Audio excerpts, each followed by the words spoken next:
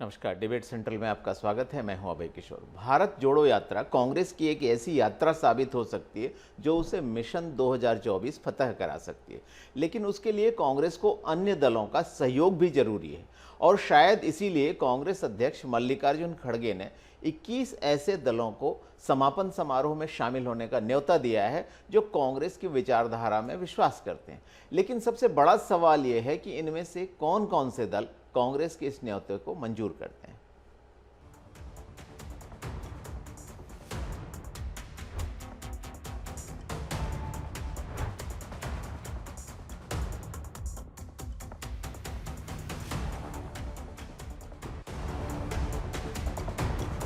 कांग्रेस अध्यक्ष मल्लिकार्जुन खड़गे ने राहुल गांधी की भारत जोड़ो यात्रा के समापन कार्यक्रम में शामिल होने के लिए समान विचारधारा वाले 21 दलों को आमंत्रित किया है। ये आयोजन 30 जनवरी को श्रीनगर में होना है। मल्लिकार्जुन खड़गे की ओर से जिन दलों को आमंत्रित किया गया है उनमें ममता बनर्जी की पार्टी टीएमसी, आंध्र की टीडीपी, जेडीयू, आरजेडी, सपा और बसपा जैसे दल शामिल हैं। हालांकि अब तक जम्मू कश्मीर की नेशनल कॉन्फ्रेंस और पीडीपी के अलावा किसी और दल ने इस कार्यक्रम में शामिल होने की सहमति नहीं दी है। सपा और बसपा ने तो यूपी में यात्रा की एंट्री के दौरान भी शामिल होने से इनकार कर दिया था। ऐसे में ये सवाल उठता है कि ममता बनर्जी, नीतीश कुमार, अखिलेश यादव, मायावती और चंद्रबाबू नायडू क्या कांग्रेस के छत्र के नीचे दिखना चाहेंगे। यहाँ तक कि महाराष्ट्र में एनसीपी और शिवसेना ने अपने नेताओं को यात्रा में भेज दिया था, लेकिन मुखिया उद्धव ठाकरे और शरद पवार निजी तौर पर शामिल नहीं हुए थे। अखिलेश यादव ने तो कांग्रेस के न्योते पर कह दिया था कि भाजपा और कांग्रेस एक ही जैसे दल हैं। उनका कहना था कि हमारी विचारधारा कांग्रेस से अलग रही है। हालांकि उन्होंने सैद्धांतिक तौर पर यात्रा का समर्थन किया था। रालोद के जयंत चौधरी ने भी यात्रा से दूरी बना ली थी। यही वजह है कि खड़गे के पत्र के बाद भी इन दलों के समापन कार्यक्रम में शामिल होने को लेकर संशय है।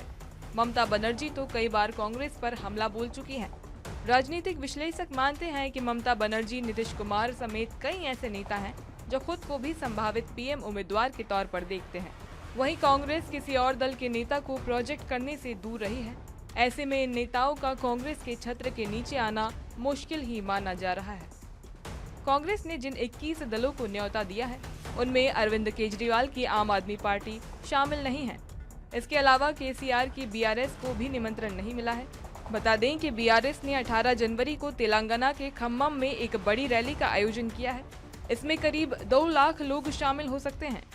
इस रैली में देवेगौड़ा, अखिलेश यादव समेत कई विपक्षी नेताओं को केसीआर ने बुलाया है। माना जा रहा है कि बीआरएस और केजरीवाल की आकांक्षाओं को देखते हुए कांग्रेस ने इन्हें दूर रखा है। इसके अलावा दिल्ली, पंजाब में आप से उसका मुकाबला है। वहीं तेलंगाना में वह केसीआर के विपक्ष में है, इसलिए वो राज्यों के स्तर पर भी शायद गलत संदेश नहीं देना चाहती। देश में ये कोई पहली यात्रा नहीं है। इससे पहले भी देश में कई यात्राएं हो चुकी हैं। उनमें कुछ ऐसी भी रही हैं जिन्होंने सत्ता परिवर्तन तक करके दिखाया है। भारत जोड़ो यात्रा के जरिए भी कांग्रेस एक बार फिर अपनी खोई हुई जमीन की तलाश में है, लेकिन उसके लिए शायद कांग्रेस को अभी और भी कई पहलुओं पर मेहनत करने की जरूरत है। Bureau report, Asian news. तो इस मसले पर चर्चा करने के लिए मेरे साथ 2 खास मेहमान मौजूद हैं। मेरे साथ हैं कांग्रेस प्रवक्ता धनंजय सिंह ठाकुर, साथ ही बीजेपी प्रवक्ता संजय श्रीवास्तव। आप दोनों का बहुत बहुत स्वागत है एशियन न्यूज़ के इस खास कार्यक्रम में। धनंजय जी, जैसा कि आपने अभी रिपोर्ट में देखा, कांग्रेस जो भारत जोड़ो यात्रा है उसके समापन के अवसर पर उन्होंने 21 दलों को न्योता भेजा है आपकी पार्टी ने। अब इन 21 दलों में सहमति अभी तक किसी ने नहीं दी है। जो खास बात है कि अगर मैं सपा की बात करूं तो अखिलेश यादव ने आपके न्योते को अभी ठंडे बस्ते में डाल दिया है और केसीआर का जो निमंत्रण है 18 तारीख को उसको स्वीकार कर लिया। क्या आपको लगता है कि आप इन विपक्षी पार्टियों को एक साथ ले आकर 2024 का चुनाव लड़ पाएंगे? देखिए, भारत जोड़ो यात्रा के अगर संदर्भ हम चर्चा कर रहे हैं तो ये समझना होगा कि भारत जोड़ो यात्रा का उद्देश्य क्या है। जिस प्रकार से इस देश में 8 साल में बेरोजगारी बढ़ी है, हालात ये है कि 45 साल पुराने हालात में देश खड़ी हो चुकी है।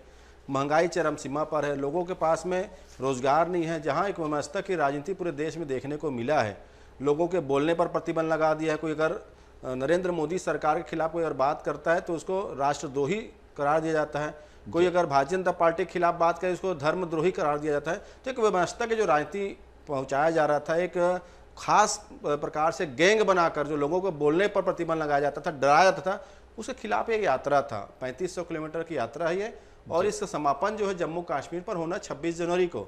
और निश्चित तौर पर जो 30 तारीख को हमारे जो वहाँ पे समापन कार्यक्रम है, उसके लिए हमने हमारे जो समान विचारधारा के जो लोग हैं, जो इस देश की जनता की आवाज़ उठाते हैं, जो नरेंद्र मोदी सरकार के जो गलत नीतियां हैं उसके खिलाफ जनता की लड़ाई लड़ते हैं, चाहे महंगाई हो, बेरोजगारी हो, चाहे देश की गिरती अर्थव्यवस्था हो या बिकती देश की सरकारी संपत्ति हो, तो हमने ऐसे समान विचारधारा के जो दल है उनको हमने अपने कार्यक्रम में आमंत्रित किया है। और निश्चित तौर पर हमें पूरा विश्वास है जो इस देश की जनता की भलाई चाहते हैं, इस देश की भलाई चाहते हैं, वो 30 तारीख को वहाँ पे पहुँचेंगे, हमें पूरा उम्मीद है।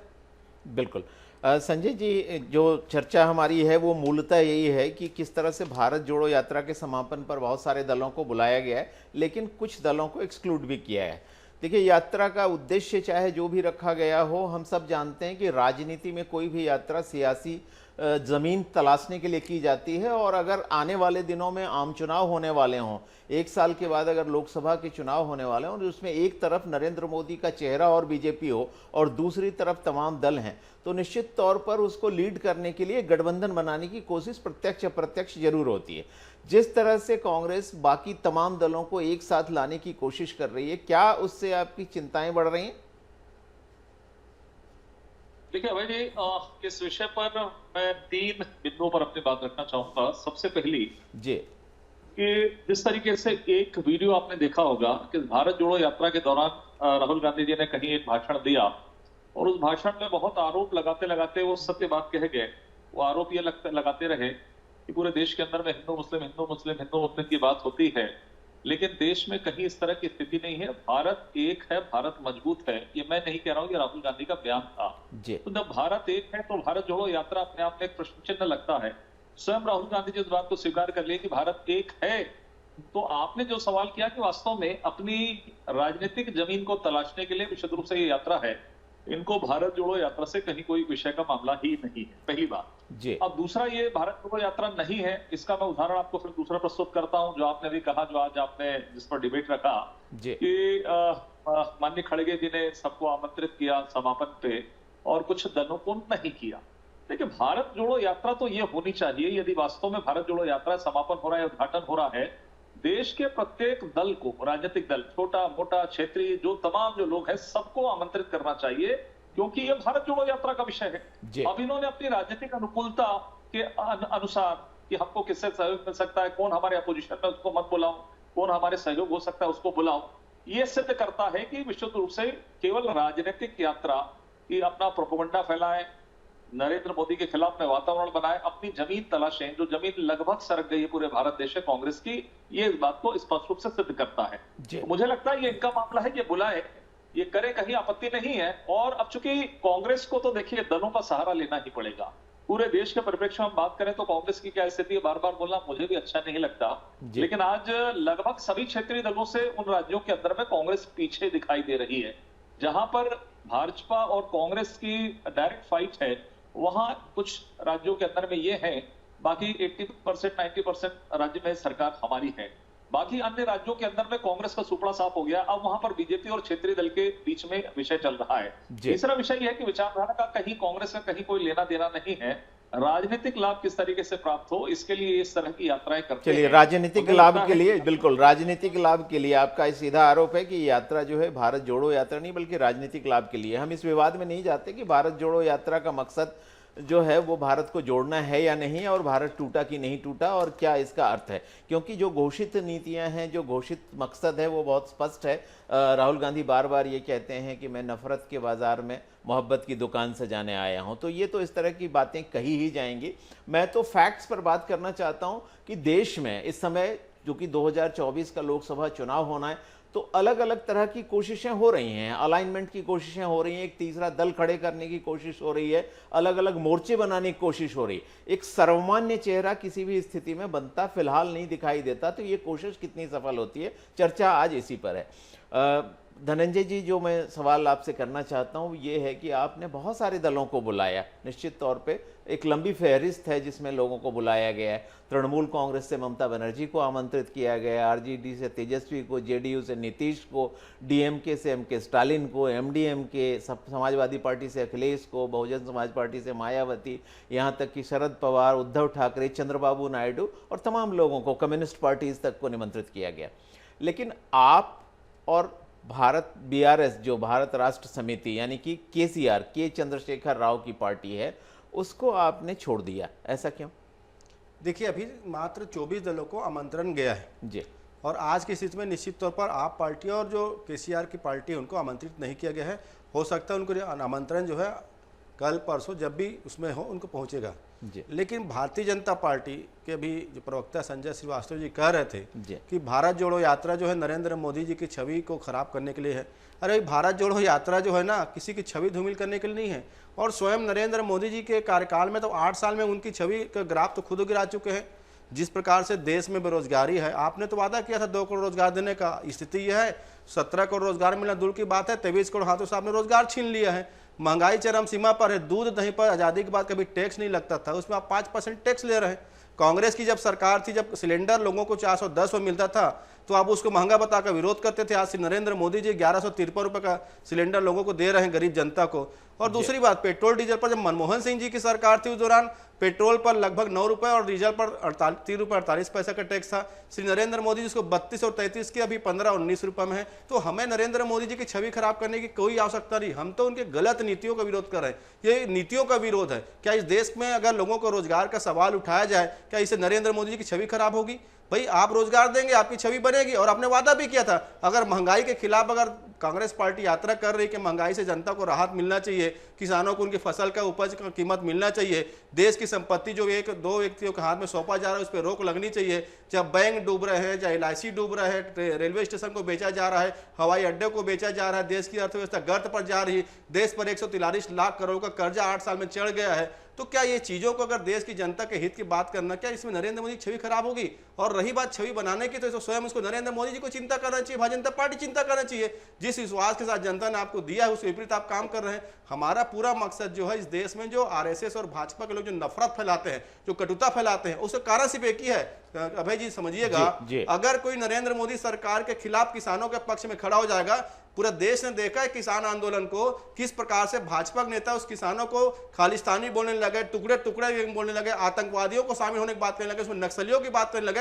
ये नफरत किसने फैलाया है? भाजपा ने तो उन्हें फैलाया ना, वो तो किसान है। चलिए जवाब लेते हैं संजय जी, सीधा आरोप आप पर यह है कि पिछले कुछ दिनों में देश को एक नफरत की राजनीति की तरफ ले जाया गया है। जिस विकास की राजनीति का दावा बीजेपी करती है उसकी जगह एक जो कहा जा रहा है, आरोप है कांग्रेस की तरफ से कि एक नफरत की राजनीति, और इस नफरत की राजनीति के खिलाफ भारत जोड़ो यात्रा राहुल गांधी ने चलाई।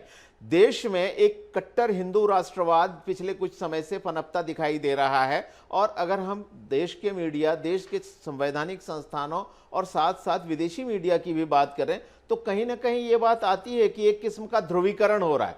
क्या आपको लगता है इस ध्रुवीकरण के खिलाफ एक दूसरे किस्म का जो गठजोड़ तैयार हो रहा है वो चुनाव में एक बड़ी चुनौती बनेगा आपके लिए?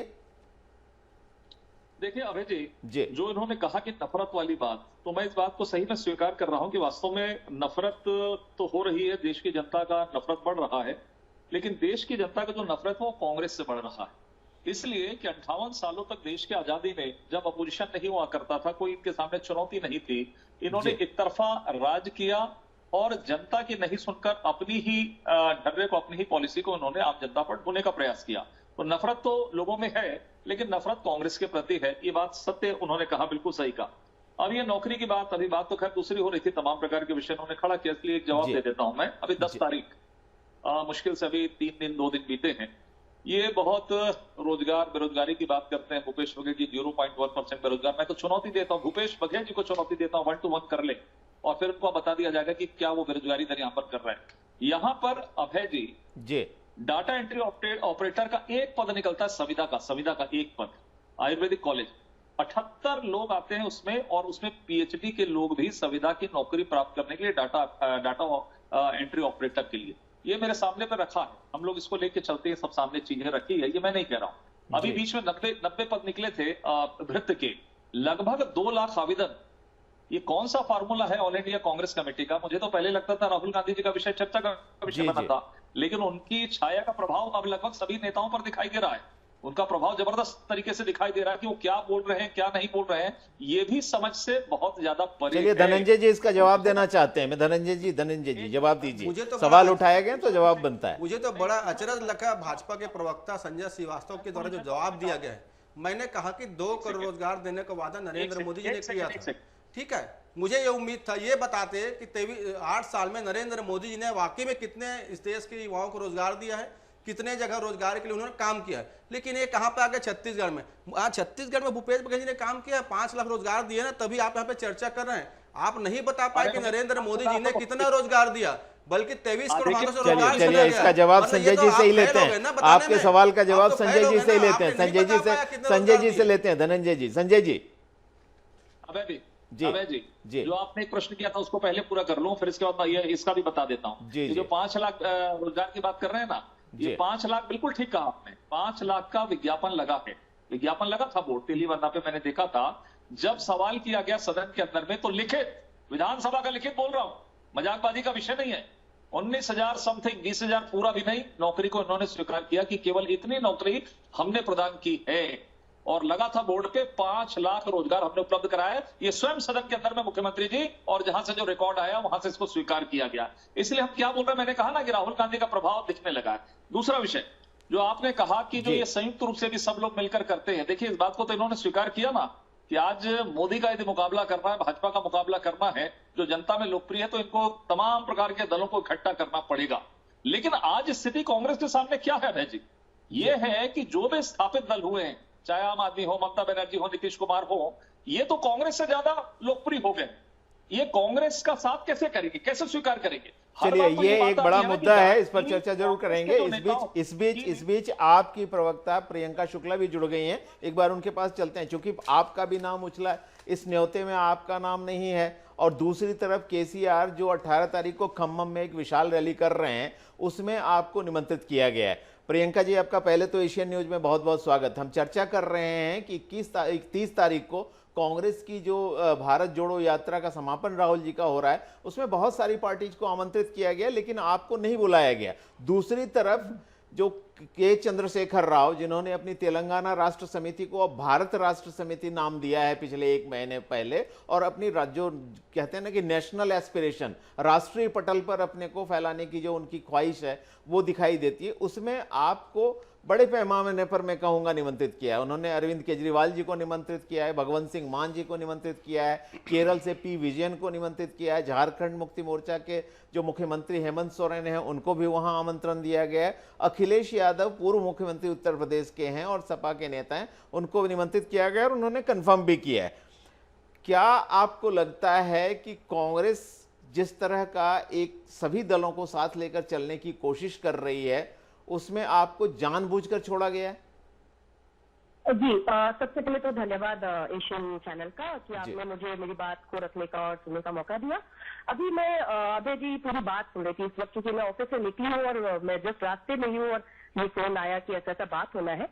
तो मैं अभी दोनों की बात, जो हमारे दोनों राजनीतिक दलों से बैठे हुए हैं, उनकी बात में आप सुनिए। उनकी बातचीत में ही कहीं न कहीं सिर्फ और सिर्फ दलगत राजनीति तक की बात है।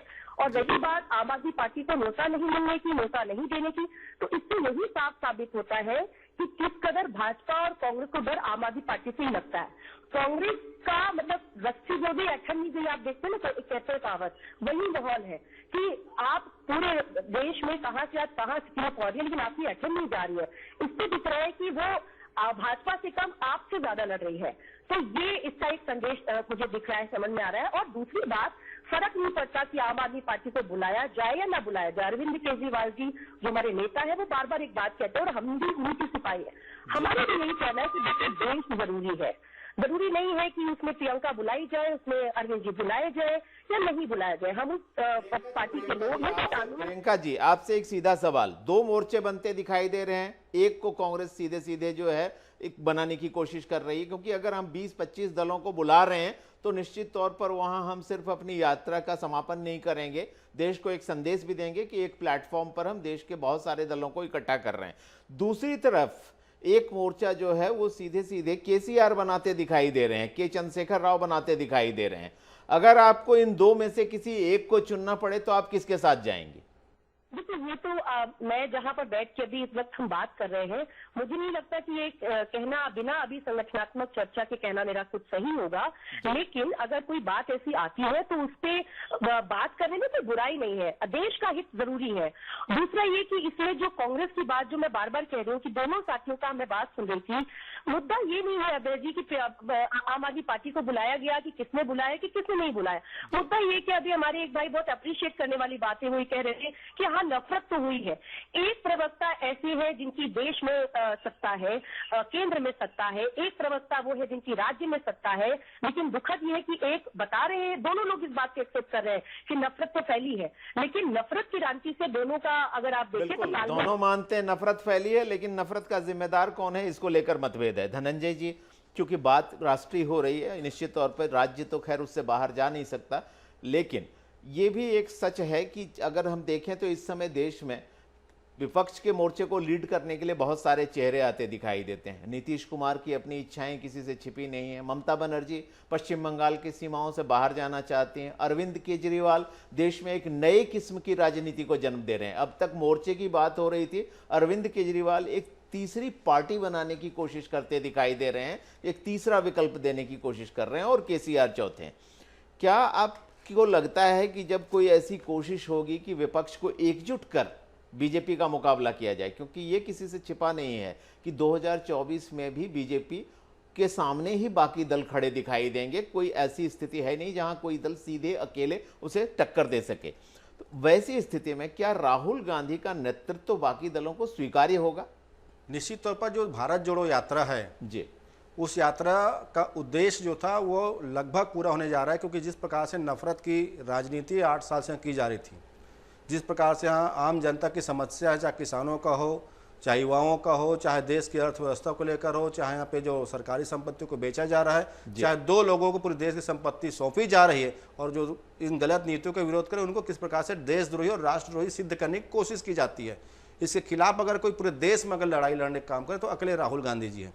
सदन में आप देखेंगे जब किसान बिल लाया गया तो वहीं पे पहले दिन राहुल गांधी ने विरोध किया कि किसान बिल देश के हित में नहीं है, किसानों के ऊपर ये प्रहार है करके।